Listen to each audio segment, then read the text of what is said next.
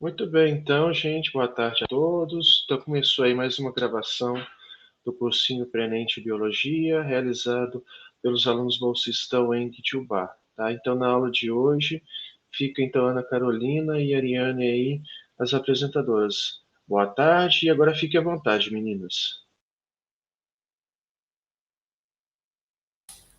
Obrigada, João Paulo.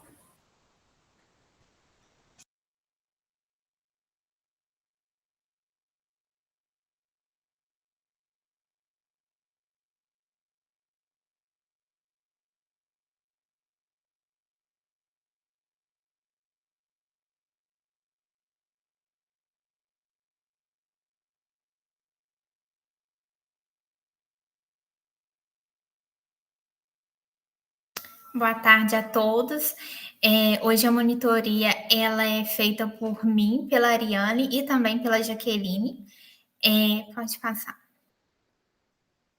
A aula de hoje a gente vai falar um pouquinho sobre parasitismo. Aí aqui eu coloquei alguns exemplos de tipos de parasitismo e a gente vai falar um pouquinho ao longo dessa aula.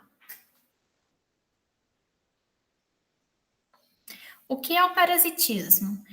O parasitismo é uma relação ecológica existente entre indivíduos de espécies diferentes, interespecífica, em que um dos indivíduos é prejudicado. É uma relação, então, desarmônica.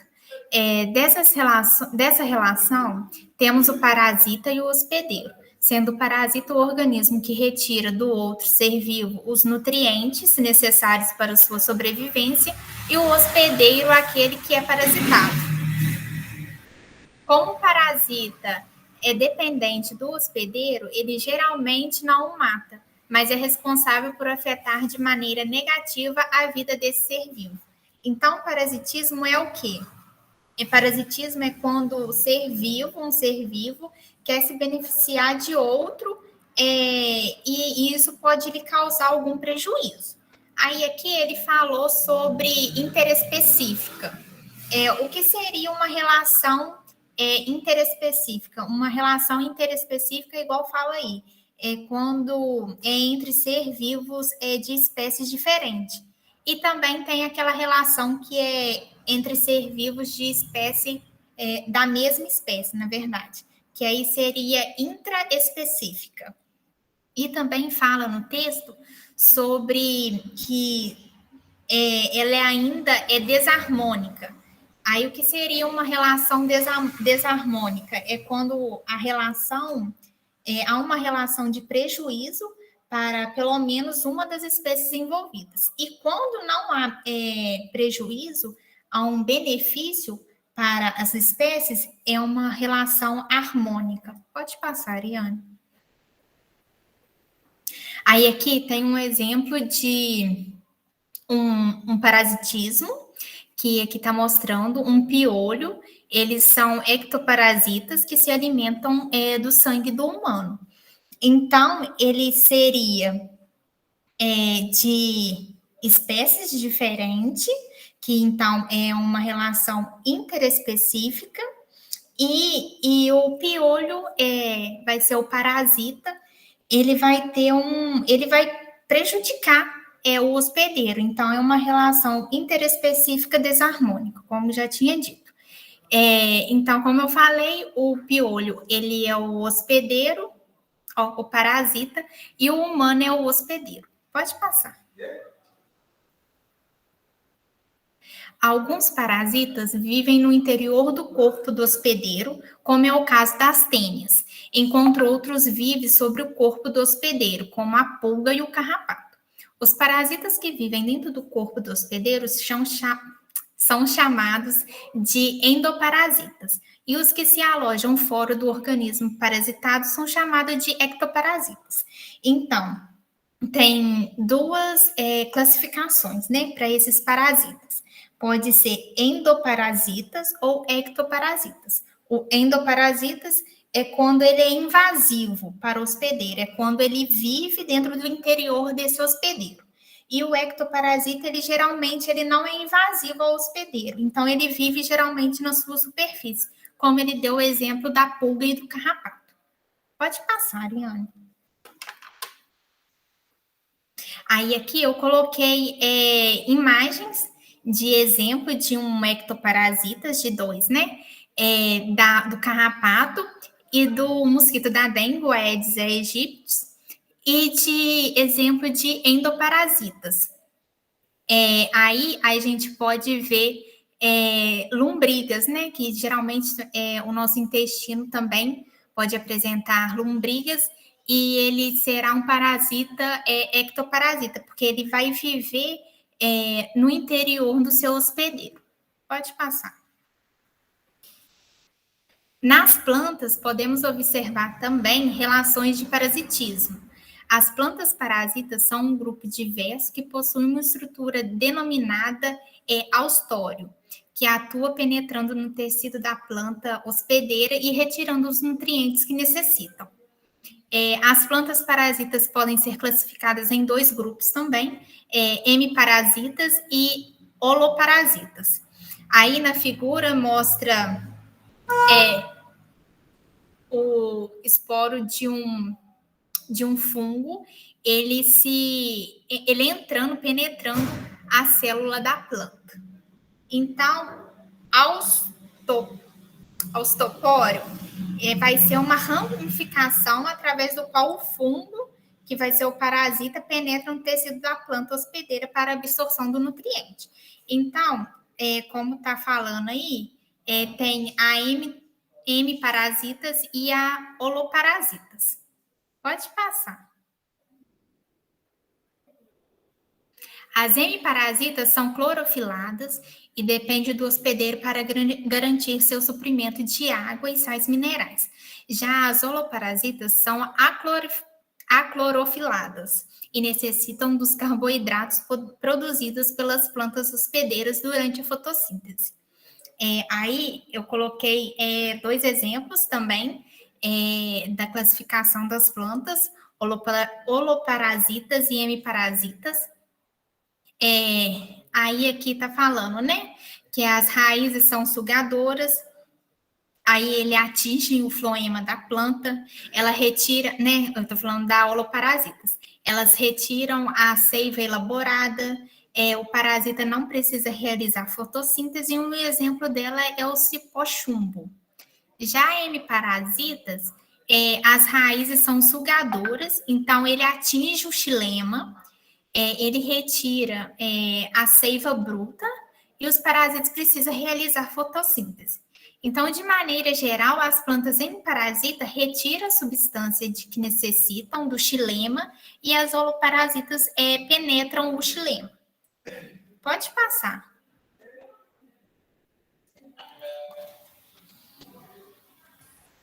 Agora eu vou falar sobre os exemplos de parasitismo. Um exemplo é a lombriga e o ser humano.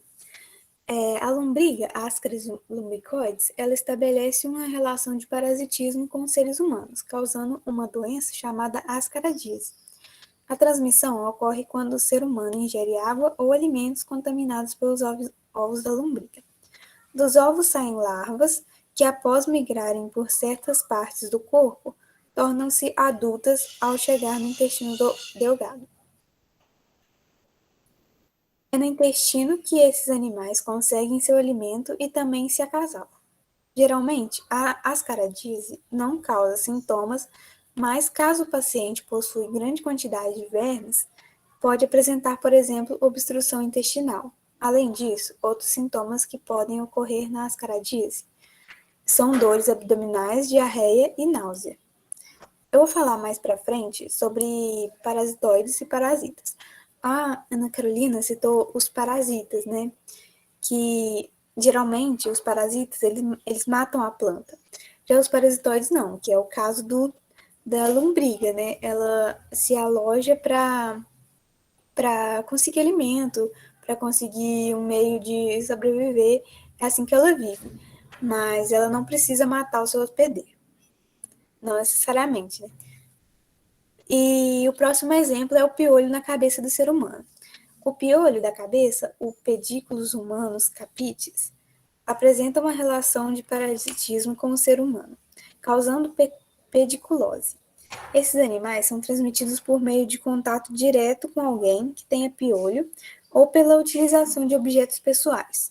Os piolhos alimentam-se de sangue e, durante a sua alimentação, uma combinação de substâncias por ele liberada provoca um sintoma mais conhecido, a coceira. Vale salientar que, além do piolho da cabeça, existem o piolho do corpo e o piolho da região pubiana. É o mesmo caso da lombriga de cima, como eu falei. Ele tem que se alojar na cabeça da pessoa, né, no caso, ou no corpo, porque é ali que ele vai conseguir sobreviver. Esse é meio que o habitat dele. Então, é ali que ele consegue alimento e uma forma de se reproduzir. Já o cipó-chumbo e outras plantas, o que acontece é que o cipó-chumbo é uma planta incapaz de realizar fotossíntese, então, portanto, ele é capaz de produzir seu próprio alimento. Ele não é capaz de produzir seu próprio alimento. Então, ele retira de outra planta os nutrientes necessários que ele precisa, penetrando o floema da hospedeira. A Ana Carolina já citou esse exemplo, que é desse parasita, que ele retira o nutriente da planta, porque ele não é capaz de produzir o próprio alimento, no caso, matando a planta hospedeira, né? Podemos dizer assim, ó, como está na legenda, o cipó-chumbo não possui clorofila, necessitando de uma planta para conseguir nutrientes que necessita. Nesse caso, matando a planta. E agora eu vou falar dos parasitoides, que é o que eu estava falando. Os parasitoides, eles são organismos que, para completar o seu ciclo de vida, eles necessitam provocar a morte de seu hospedeiro. Alguns insetos parasitoides, por exemplo, colocam seus ovos dentro de um outro inseto. E quando as larvas eclodem, alimentam-se do corpo do organismo hospedeiro. Parasitoides podem ser utilizados no controle biológico de pragas devido a essa capacidade. Eles se diferem dos parasitas, pois estes não necessitam levar seu hospedeiro à morte, sendo essa consequência prejudicial a eles. Então, eu acho que eu falei, não sei se eu falei errado, mas os parasitoides, eles necessitam de provocar a morte, porque assim é o seu ciclo de vida. Ele, como aqui deu o exemplo do inseto, que ele é parasitoide, por exemplo, ele colocando seus ovos dentro de outro inseto, para isso acontecer, eles precisam matar o inseto. Então, isso acontece com larvas que colocam, pode ser um inseto, pode ser uma aranha, que eles matam o hospedeiro e colocam os ovos lá para eclodir dentro desse inseto. E aí, quando a larva eclode, ela pode se alimentar do próprio corpo que aquele organismo hospedeiro matou.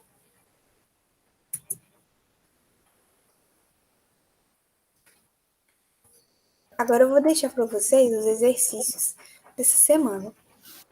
Você quer ler, Ana Carolina, ou eu leio? Eu leio, pode deixar que eu leio. Volta só um slide rapidinho, só para eu mostrar onde a gente tirou. Essa referência que a gente tirou foi do Mundo Educação. Que a gente pegou como que hoje seria uma aula diferente. Essa semana, né? Seria uma aula diferente, porque o Enem, semana... É domingo? Acho que é domingo. Já é essa semana e na próxima semana, a gente pensou em dar uma aula hoje com os exercícios já. A gente já vai corrigir os exercícios. E quinta-feira a gente vai reunir todos os bolsistas aqui com vocês para a gente conversar, para a gente mais que descontrair vocês e dar algumas dicas sobre o Enem também. Então, aí a gente preferiu escolher uma aula menor hoje para a gente conseguir dar os exercícios para quinta-feira, a gente só ficar conversando e dar algumas dicas para vocês. Pode passar. Então, eu peguei alguns exercícios da internet e a Ariane trouxe também um exercício do Enem. Exercício número 1. No parasitismo, duas espécies diferentes relacionam-se de modo que uma é prejudicada com essa interação. Diante dessa afirmação, podemos concluir que o parasitismo se trata de uma relação, letra A, intraespecífica positiva, letra B, interespecífica positiva, letra C, intraespecífica negativa ou letra D, interespecífica negativa. Pode passar, depois a gente corrige. Questão 2. A lombriga, nome popular para ascaridíase, é uma verminose intestinal muito disseminada ao redor do planeta. Ela pode desencadeando dor de barriga, enjoo, perda de apetite e diarreia. O causador da doença é chamada de ascari lumbricoide. É um tipo de, letra A, ectoparasita, letra B, parasitoide, letra C, endoparasita, letra D, hemiparasita ou letra E, hospedeiro. Pode passar. Questão 3. O piolho é um animal que causa muito incômodo quando se aloja em nosso couro cabeludo. Esse inseto alimenta-se do nosso sangue e provoca coceira intensa, que pode causar ferimentos caso o paciente utilize as unhas para se coçar. A relação estabelecida entre o piolho e os seres humanos é denominada de, letra A, mutualismo, letra B, predação, letra C, canibalismo, letra D, parasitismo e letra E, amensalismo. Pode passar. E a questão do Enem, de 2020. O exame parasitológico de fezes é utilizado para detectar ovos de parasitos. Um dos métodos utilizados é denominado de contrifugo flutuação, considera a densidade dos ovos em relação a uma solução de densidade de 1,15 gramas por ml, menos 1. Assim, os ovos que flutuam na superfície dessa solução são detectados. Os dados de densidade dos ovos e de alguns parasitos estão apresentados na tabela. Aí, logo a seguir, tem uma tabela. Considerando-se a densidade dos ovos e da solução, os ovos de quais os parasitos podem ser detectados por esse método são quais? Pode passar. Aí aqui está mostrando os parasitos. Aí tem exemplos, né? Ancylostoma, Ascadise lumbricoides, Ascarinsum e outros, né? Tem a tênia também, saginata. E a densidade, que é gramas por ml. Então, tá 1,6, a Ascadise lumbricoide é 1,11, a Ascadise 1.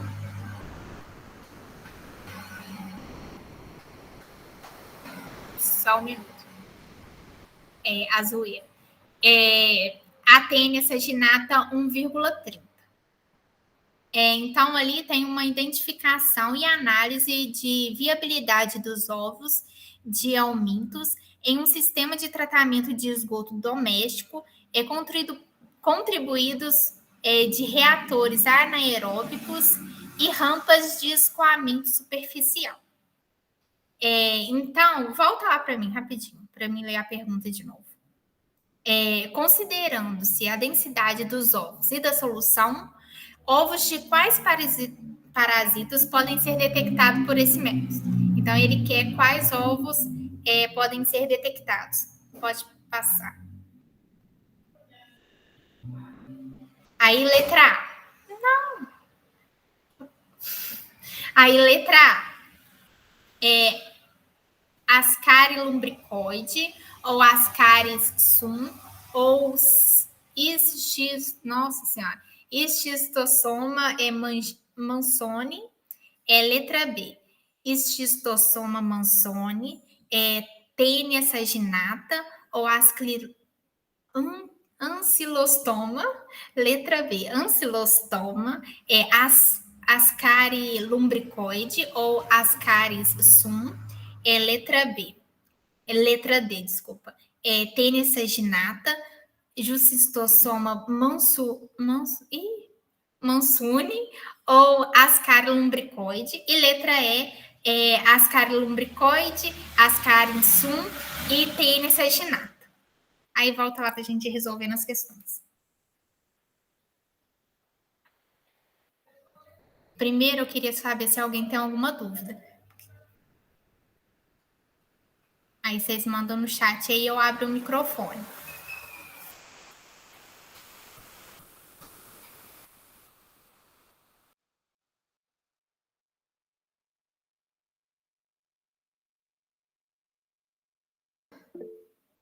Então, eu vou continuar, já que o Tiago falou que não tem dúvida. Exercício número 1. No parasitismo, duas espécies diferentes relacionam-se de modo em que uma é prejudicada com essa interação. Diante dessa afirmação, a Ariane, na hora que for corrigir o exercício, o último exercício do Enem, aí ela vai explicar direitinho, Maria. Então, vamos lá. Exercício 1. No parasitismo, duas espécies diferentes relacionam-se de modo em que uma é prejudicada com essa interação. Diante dessa afirmação, podemos concluir que o parasitismo se trata de uma relação, letra A, intraespecífica positiva, letra B, interespecífica positiva, letra C, intraespecífica negativa ou letra D, interespecífica negativa. Primeiro, vamos lembrar o que é intra e interespecífica. O intraespecífica é entre seres vivos da mesma espécie. E o interespecífica é entre seres vivos de espécies diferentes. Aqui, ele está perguntando do parasitismo. O parasitismo, eu já tinha falado antes, que ele é uma relação...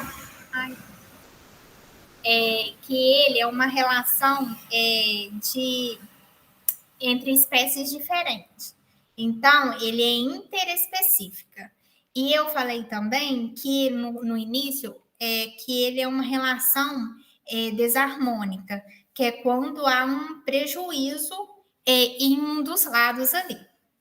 Então, a alternativa certa é a letra D, interespecífica, negativa.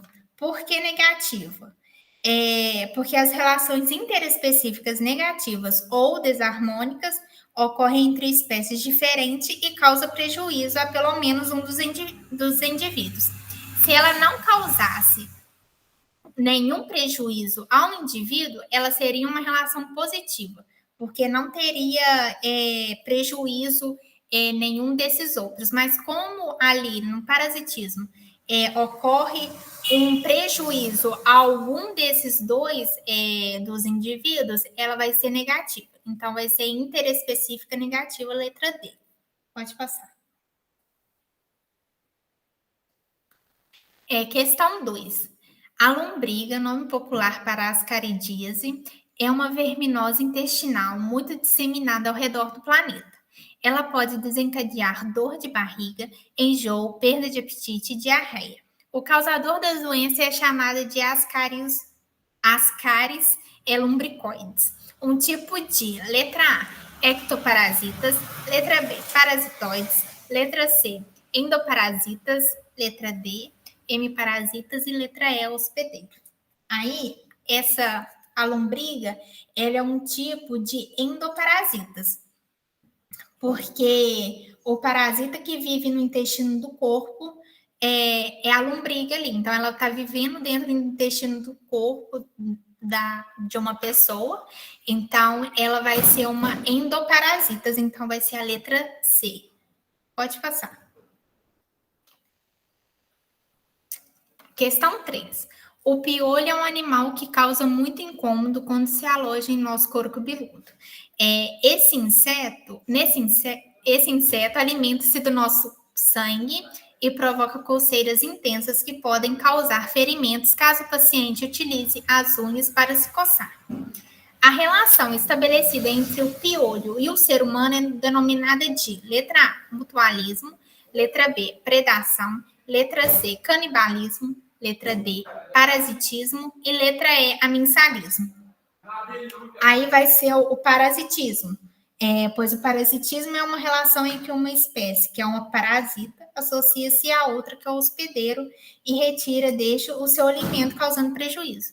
Então, o piolho vai ser o parasita e a pessoa ali, né, onde vai ficar o couro cabeludo, vai ser o hospedeiro. E o piolho vai tirar o sangue desse indivíduo para conseguir se alimentar. Pode passar.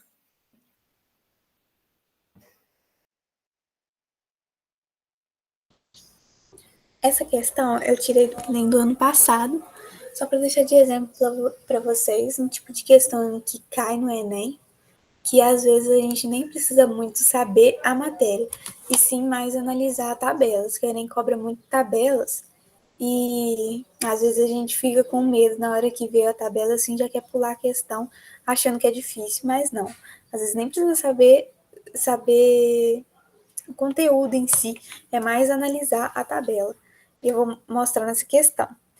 Ela fala assim: o exame parasitológico de fezes é utilizado para detectar ovos de parasitas. Um dos métodos utilizados, denominado de centrifugo-flutuação, considera-se a densidade dos ovos em relação a uma solução de densidade de 1,5 gramas por ml. Assim, os ovos que flutuam na superfície dessa solução são detectados. Os dados de densidade dos ovos de alguns parasitas estão apresentados na tabela abaixo. Considerando as densidades dos ovos e da solução, ovos de quais parasitas podem ser detectados por esse método. Então, a gente vai ver aqui na tabela que tem aqui a espécie de cada parasito e a densidade que eles apresentam nessa determinada solução. O ancilostoma tem a densidade de 1,06, o Ascaris submicode 1,11, Ascaris sum 1,13, Schistosoma mansoni 1,18 e Tênis reginata 1,30. Aí na questão, ela fala que foi utilizado o método de centrifugoflutuação e nesse método, os ovos que forem de parasitóides, se tiverem ovos de parasitóides nessa solução, eles vão flutuar. E a densidade dessa solução é de 1,5. Então, o que significa isso? Se vai flutuar, significa que a densidade dos ovos vai ser menor do que a densidade da solução para ela flutuar. Porque se ela afundar, significa que ela é mais pesada e então não vai ser o parasitóide detectado. Aí, no caso, pergunta, considerando a densidade dos ovos e da solução, quais ovos e de quais parasitas pode ser detectado por esse método? Nesse caso, a gente vai ter que observar na tabela com qual densidade, qual parasito que tem a densidade menor do que a densidade da solução para esse ovo flutuar. E os parasitos que têm essa densidade menor é o ancilostoma, o Ascaris submicoides e o Ascaris sum, porque todos eles têm a densidade menor do que 1,15. Então, a resposta certa vai ser a letra C.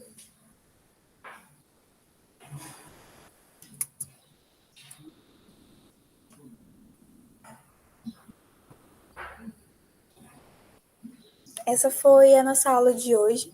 Se vocês tiverem alguma dúvida, pode falar com a gente pelo chat ou ligando o microfone.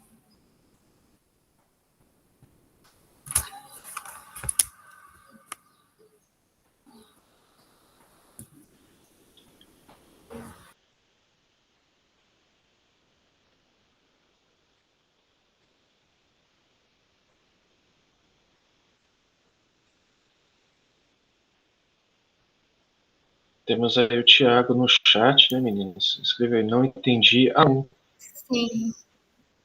A questão, qual uma? A do Enem ou aquelas 3 que eu passei?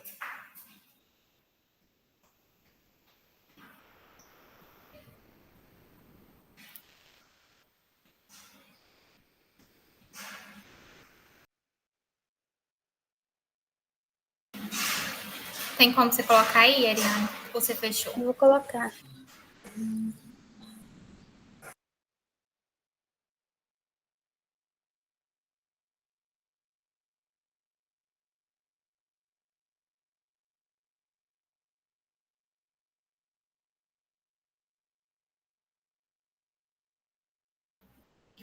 Tiago, aqui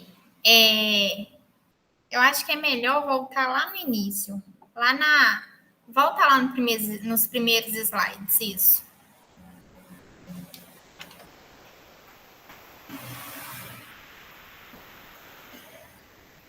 O que é parasitismo? Então, aqui ele fala o que é o parasitismo. O parasitismo, ele é basicamente quando há um ser vivo que se beneficia de um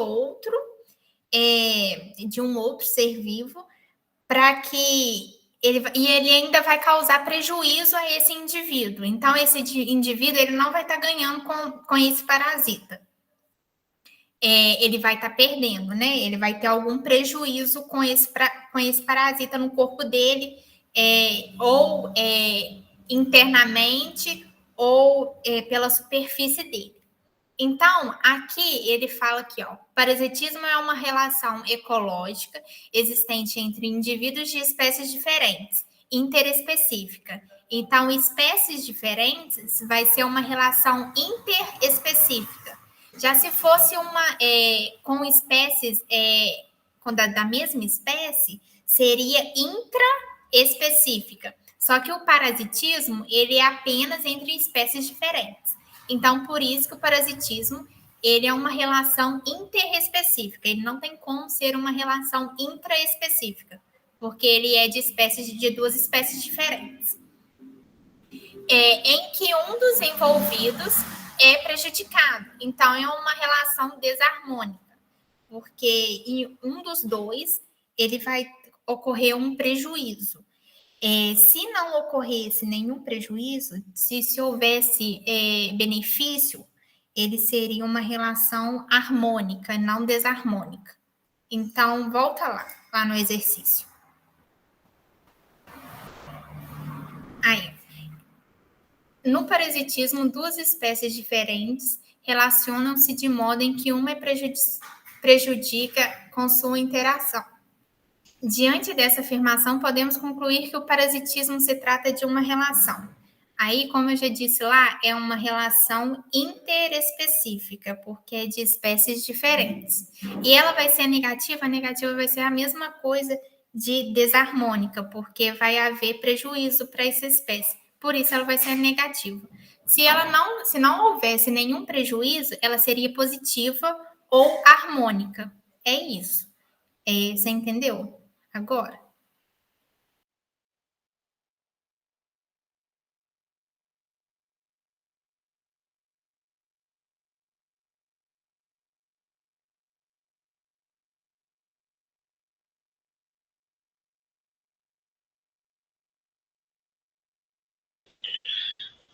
Por nada. Então, mais alguém com dúvida, alguma questão?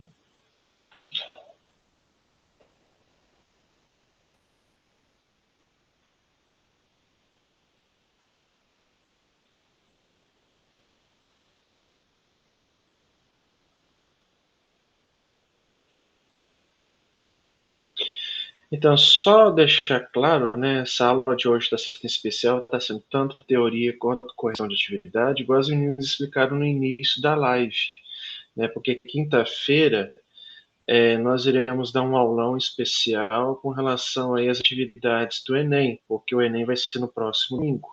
Então, vai ser uma aula preparatória para dar conselhos, dicas, não só para o Enem, né, meninas? Mas a maioria dos que assistem às nossas lives são do primeiro ano. Isso serve também para o PISME. Se algum de vocês aí estiver interessado, ou se já fez a inscrição, que geralmente as provas são em dezembro, ou no máximo no começo do ano, né? Como foi o ano passado, quando a pandemia foi em janeiro.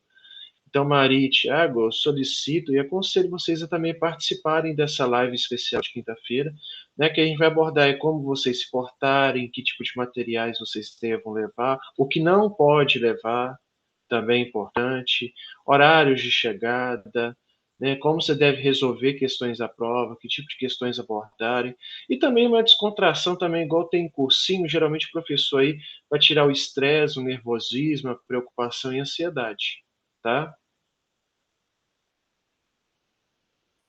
Então, mais alguma dúvida? Ou a gente pode encerrar aqui a gravação?